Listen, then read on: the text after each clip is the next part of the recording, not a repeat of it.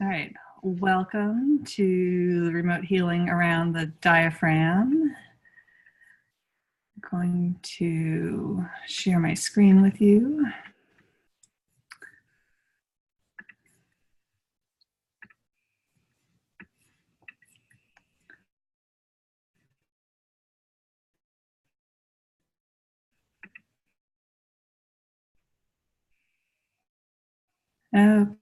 First of all, any questions, any issues or anything that's kind of Okay, up for this them is not today? up for me Yes, today, Kelly. but I've missed the last couple. And I Mm-hmm. went back and watched the recorded throat one. Mm-hmm. And traditionally, like when I get massages and do other releasing things, it takes a day or two for it to all really kick in. Yeah. And then my neck did feel better because I have like lower neck pain where or whatever that is where it connects with my skull. The next day, I had the biggest pop in my neck from something that's been stuck for like 6 to 12 months. Oh, wow. Yeah, and it's amazing, and it hasn't come back yet either. So, Yay! yay! That's all good. Awesome. I have not done anything that differently in my life otherwise to have that big of a release of anything. So, Nice. yeah. And that was the recording. It wasn't even the... Right. It wasn't even the real. I'm Yeah. so glad. Yeah. That's exciting. Yeah, it was that. That's super exciting. I love when it works. It's always so, or I don't know, I guess as I've practiced too, it's always interesting. Like it, you know, I love how it all just sort of transcends time and space. It doesn't matter. Right. Yeah. I was pretty surprised. I mean, I like the remote healings, but that was a big one for me. So Yeah. it was awesome. Super cool. Cool. All right. Well, let's do just a little bit of an opening meditation, and then I'm going to go through just a little bit of information about the diaphragm and my general exercises, and then we'll do a remote healing. But actually, before I even start the meditation, let's do this. One of the easiest ways to assess if your diaphragm might be tight, if you're sitting on the edge of your chair and have your feet flat, is to twist a little bit to the right and twist to the left. And just kind of see if one side is tighter than the other. It's normal to turn 60 degrees. So if you're only, 60 degrees would be like if 90 degrees would be facing directly right or directly left, and you shouldn't be able to go that far. That would be abnormal. So you should go 2/3 of that. Okay, just to give you like an art, a sense of that. Right. But if you, but if you find yourself only, going an itty bitty bit in each direction, you might be tight that way too. Okay. All right. Go ahead and close your eyes and bring your attention to your breath.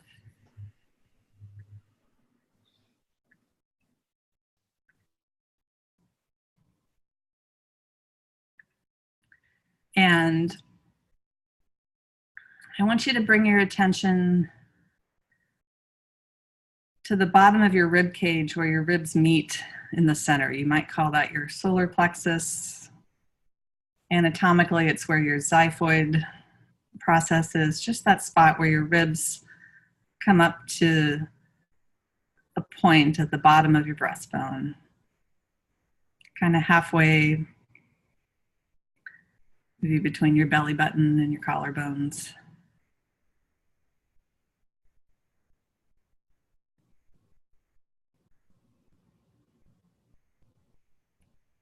And our diaphragm is really the center point of ourselves. It's our earth where we're grounded.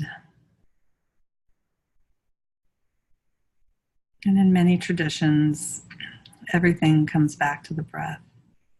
And certainly without our breath, we are not alive, and we do not get to have this earthbound experience without it. And as you breathe, get a sense of the resistance or the ease of your air. As you inhale and the air goes down, and as you exhale, and the air coming up.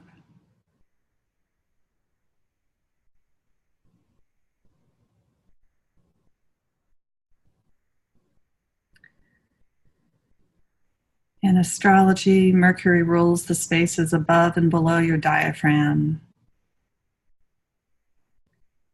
Mercury was the messenger to the gods, ruling your lungs, and the escort to the underworld, ruling your intestines. Just note if you have ease of flow or if you have resistance more in one direction than the other.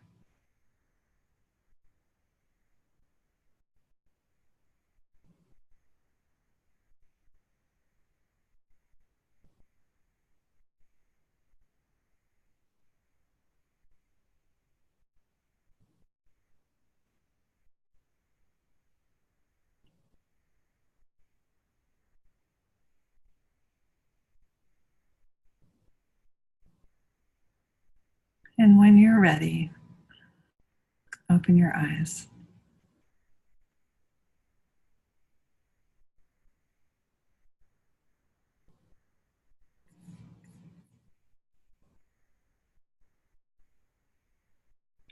Okay. So we've gone through so far about vagal compression at the base of the skull, the throat, and the heart. So today is the diaphragm.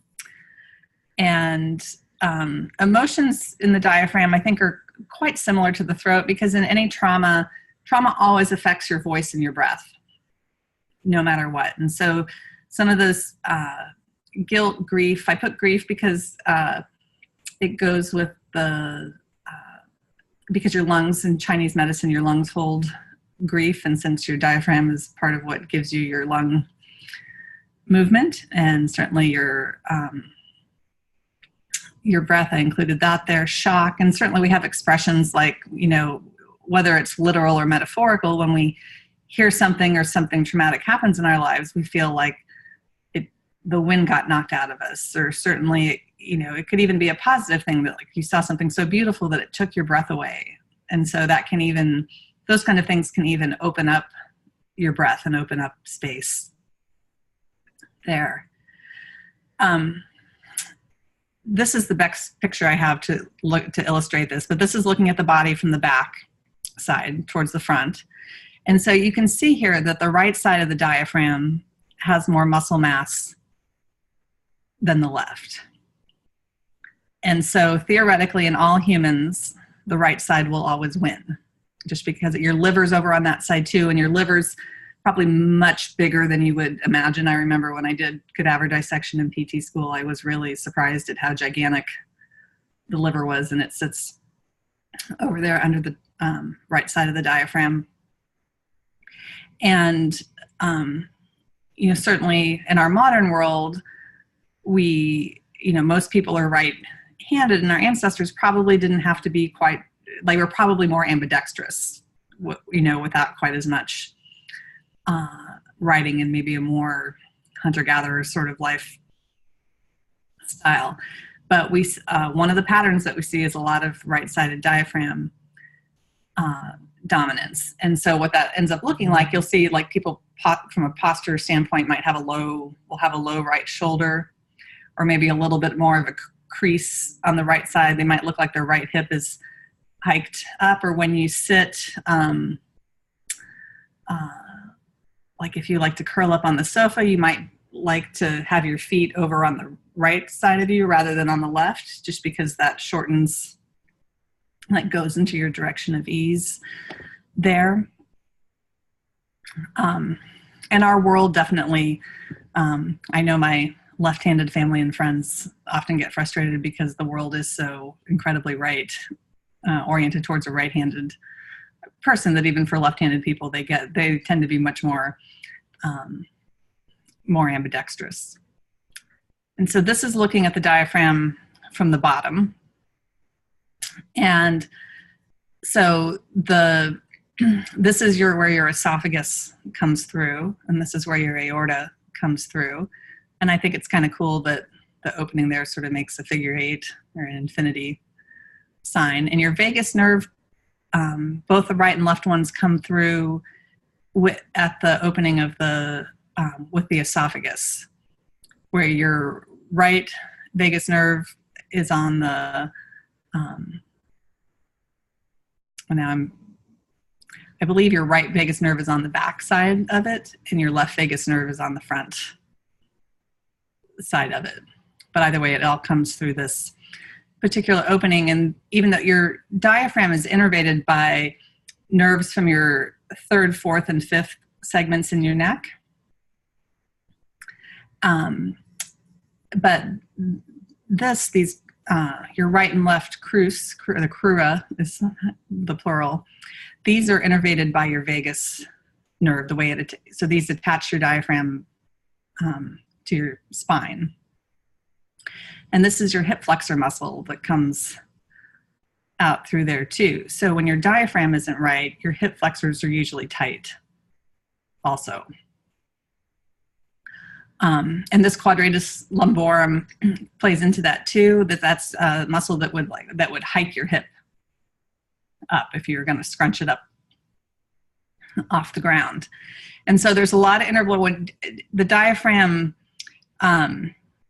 has just extensive attachments to other muscles and bones and ligaments and whatnot. So when your diaphragm isn't right, it can really have some far-reaching effects. This morning, my 14-year-old, who's like 6 feet tall, 6'1", was lifting weights yesterday at school and tripped in the weight room and caught himself, but he felt like he had a kind of an inner thigh strain. And I did the diaphragm exercise. I had him do I made him fix himself, and I tried to I actually tried old techniques that I would have done years ago for that. I said, let's just see if this works for yourself. And, let's see if this works. And which are basically, they were all like kind of squeezing, variations of squeezing your inner thigh muscles. And I had him get up after each one, and it didn't make it better. And I had him do the diaphragm exercise, and instantly all of his pain was gone. And I think that's, even though your hip flexor muscles are going to cross your pubic bone. So there is a relationship there that you could, say that it takes off some tension. But the other bigger picture is that just by getting the diaphragm to move better and giving some more space to the vagus nerve, your vagus nerve uses the same neurotransmitter that your muscles do. So you get great muscular shifts. You just get great orthopedic, osteopathic, musculoskeletal shifts whenever you do things that are directed towards the vagus nerve. Okay, and this is another, this just gives the hip flexors and hip hiker muscles kind of from both sides, and just gives you kind of a different image with it. And I love thinking about the diaphragm as the earth, like in kind of your center, just because it's because of sort of how round that space is. This is just a little animation.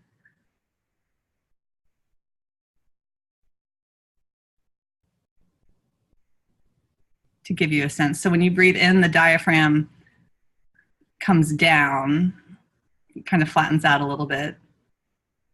When you exhale, it comes back up.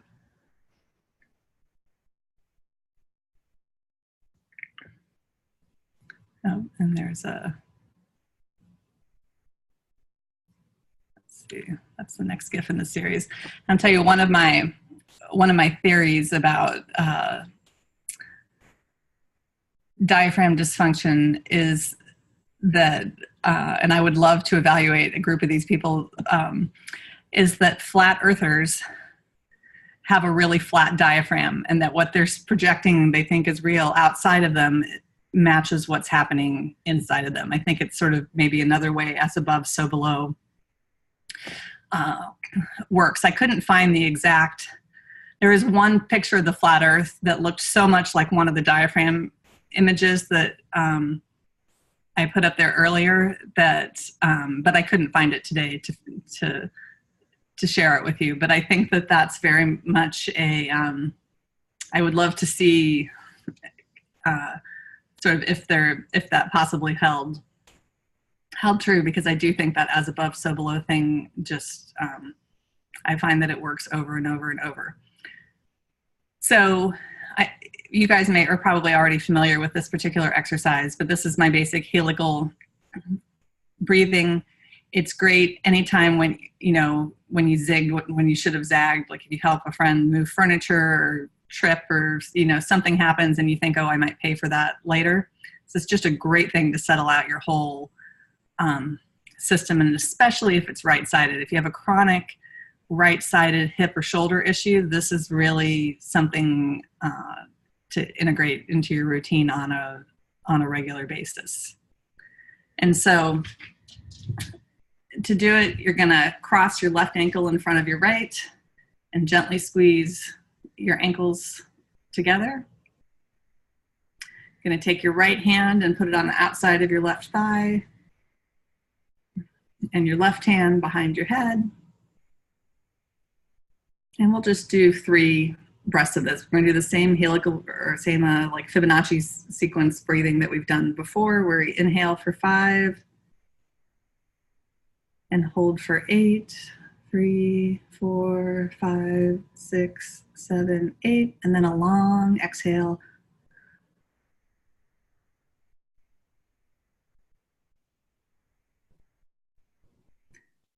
And just do 2 more breaths like that right now.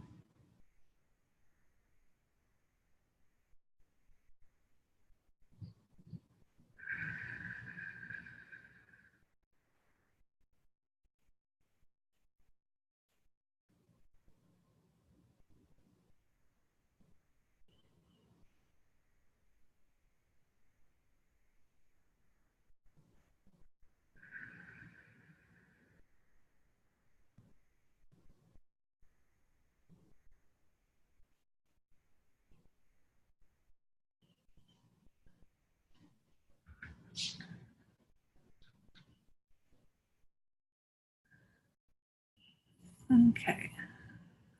And then the next one is good for things more like reflux or hiatal hernia. That's what your vagus nerve often gets trapped at the junction of where your esophagus and your stomach come together. And so that is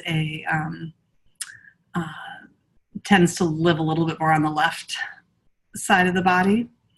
And certainly one of the general things that goes with having right diaphragm dominance is you'll find the right side gets really tight and the left side just gets really unstable, like it's too loose. It becomes uncoordinated.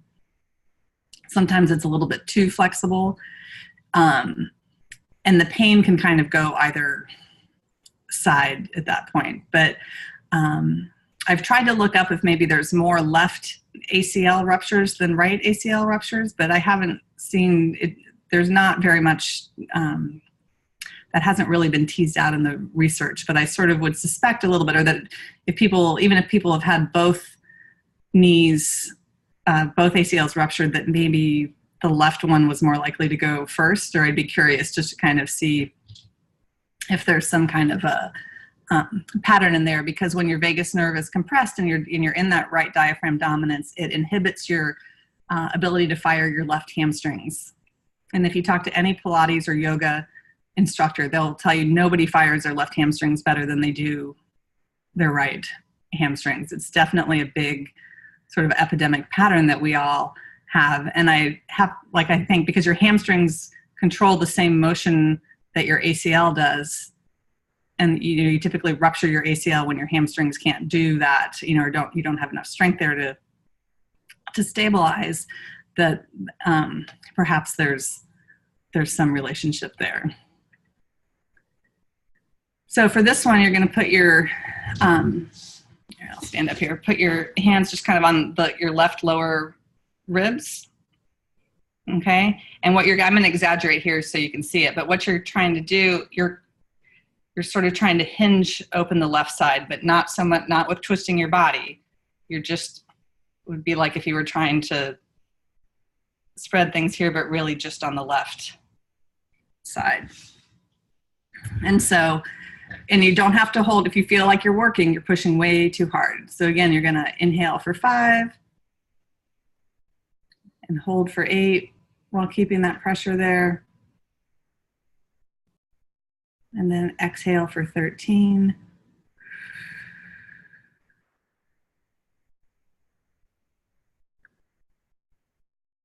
And do 2 more breaths like that.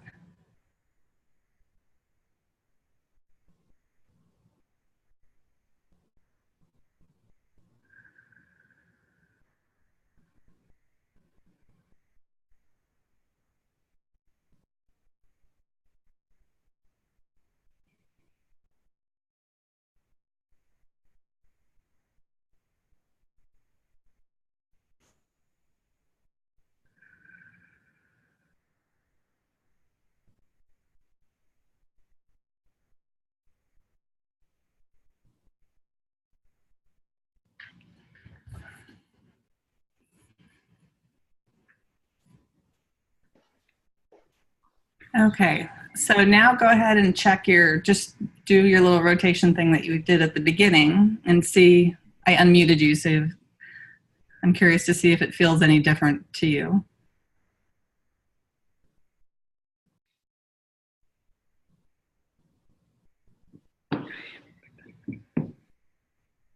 Yeah, it's looser when I get out of the hole I'm sitting in. Me too, especially on the right side. Good. Excellent. All right. Well, we'll go with the remote healing now. So I will mute you back for the time being. And you can go ahead and close your eyes and bring your attention to your breath.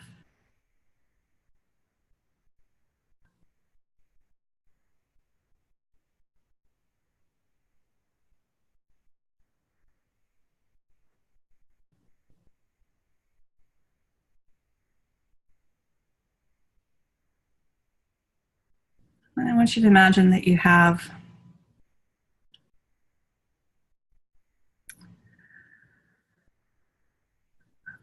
a globe, a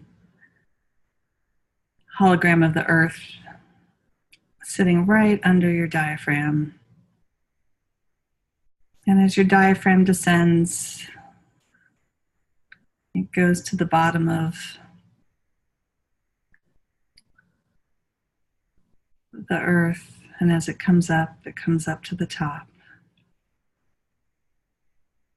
Just imagine breathing through the earth.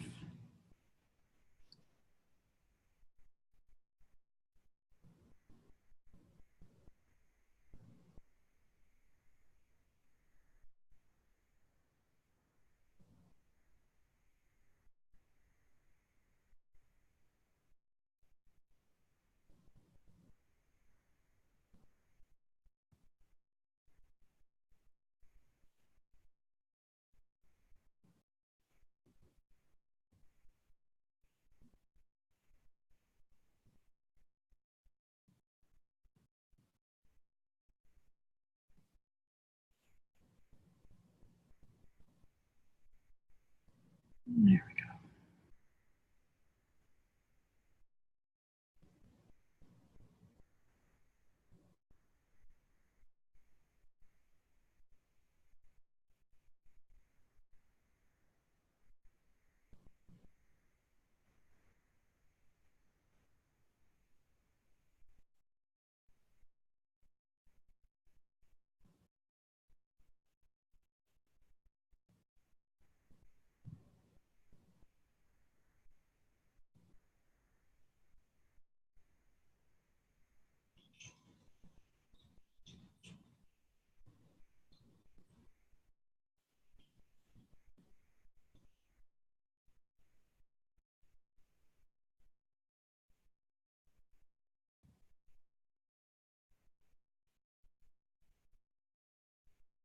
And as you continue to breathe through that earth in the center of your body, I want you to imagine that earth spinning counterclockwise towards the left, from the front to the left, and around the back, and coming back on the right side towards the front.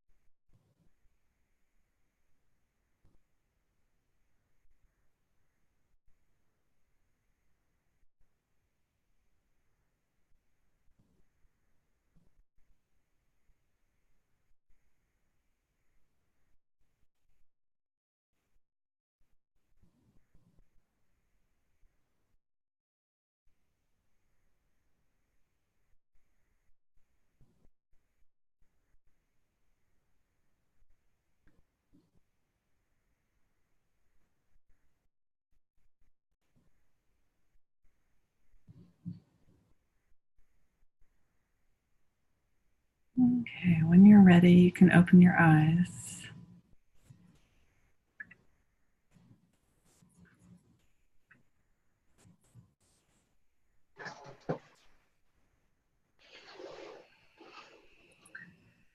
How was that for you guys?